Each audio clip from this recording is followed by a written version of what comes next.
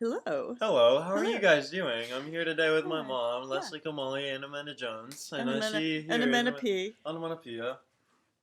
Hello. Hello. So we're gonna. Go. Just do it.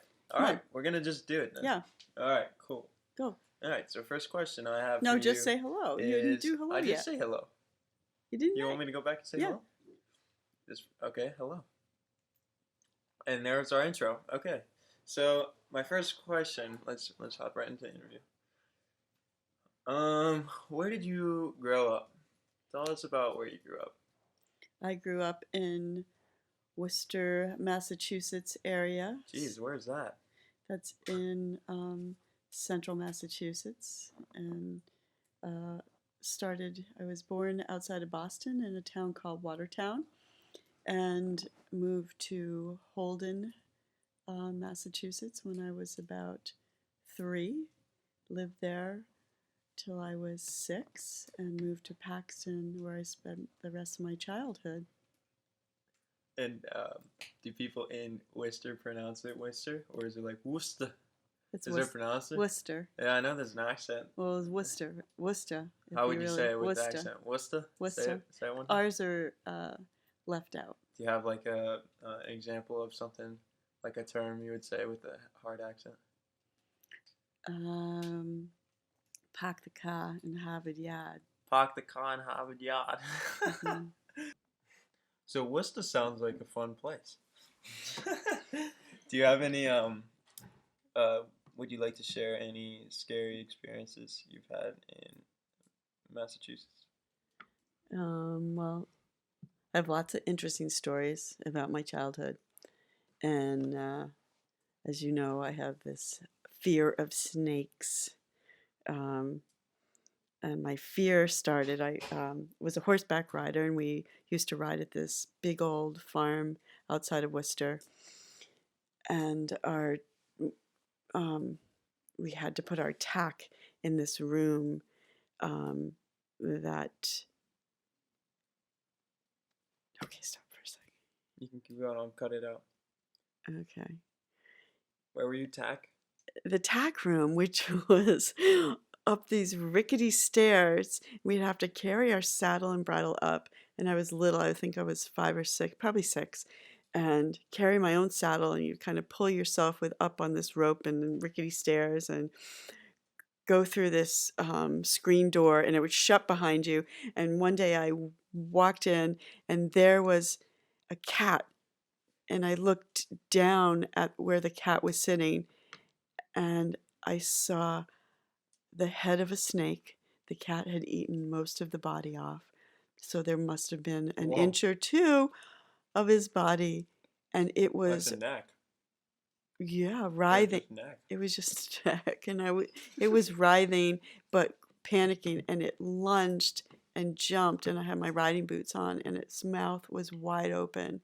And it was lunging at my boots and biting my boots. And I screamed, and I couldn't open the door because I would have had to walk over it to open the door because the door opened inward, and I screamed for maybe 10 minutes till someone came up and actually had to push me out of the way and get the snake head. And the cat just sat there looking at the snake head. Anyway, so I developed a real fear of snakes. That is just not normal. After that, but there were so many animal stories that came from that barn. Fears and. How does a snake survive without its body? That's crazy. I think it was all nerves. Was it hopping? Like it was. No, No, like a frog. It was jumping like 5-6 inches off the ground. Oh my God. With its mouth wide open. I don't know what I would have done. Screamed probably. I would have probably kicked it because it's just a mouth. Like, what is it? It was a wide open. Did it have good control of what it was doing? No, it was flipping. It was just going after my boots. I'm trying to imagine that. That is just so ridiculous. It's a scary movie in the making. It was a real frightening story. I could see that. The snake head. But one memory I haven't forgotten. Yeah. Well, I still don't like snakes.